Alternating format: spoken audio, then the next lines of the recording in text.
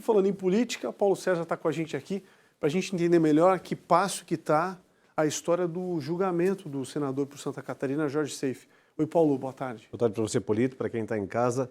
3 adiamentos em quase 3 anos de discussões dessa denúncia que surgiu em Santa Catarina por parte de uma chapa opositora liderada pelo PSD, do então candidato Raimundo Colombo, e que levou aí as discussões lá para Brasília. É uma discussão um pouco prolongada, principalmente no ano eleitoral, confunde mais a cabeça do eleitor, bagunça tudo, mas de fato o último adiamento, ou o mais recente, foi na semana passada, quinta-feira. E agora parece que a coisa anda.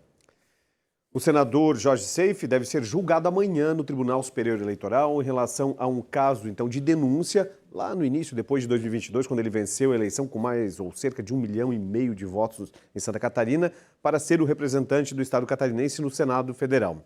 Aí veio a denúncia de abuso de poder econômico contra, então, a chapa de Jorge Seife. E as discussões foram ampliadas lá no TSE.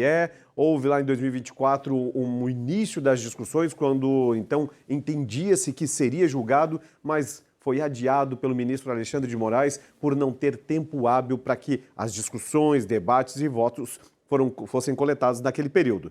Pois bem, para se livrar de uma cassação do mandato, Jorge Seife precisa de pelo menos 4 votos favoráveis a ele amanhã. Caso contrário, existe uma possibilidade de uma nova eleição em Santa Catarina, uma eleição num período ruim, num período que nós estamos em processo eleitoral natural, e aí pode confundir muito a cabeça do eleitor, e caso isso ocorra, o próximo ou futuro, então, senador que ocuparia essa vaga teria 4 anos de trabalho e não 8, já que os primeiros 4 praticamente já foram concluídos por Jorge Seife. Agora, Polito, vamos olhar essa situação toda para Santa Catarina? Se nós pegarmos hoje a situação de Jorge Seife, caso haja uma cassação, quem pode se beneficiar disso é o próprio governador Jorginho Melo, que tem 3 candidatos hoje para compor uma chapa e não sabe como resolver o problema. Caso surja uma cassação de Jorge Seife, ele poderia emplacar o primeiro já nesse mandato tampão, como a gente pode chamar, de 4 anos. E aí, posteriormente, com 2 vagas disponíveis para outubro de 2026. Vai confundir a vida de todo mundo, disso a gente não tem mais dúvida. Bom, vamos esperar amanhã para ver o que vai acontecer. Mas é fato que amanhã finaliza essa história, ou não? Até agora é para finalizar. Mas como a gente não entende muito cabeça de juiz, vai que acontece alguma coisa em Brasília e adiam mais uma vez. Esperamos que não, porque nós já estamos aí praticamente em março, né, atravessando fevereiro, até o acórdão ser publicado. Talvez a gente fique para março, chegando a abril, uma discussão, uma possibilidade de discussão.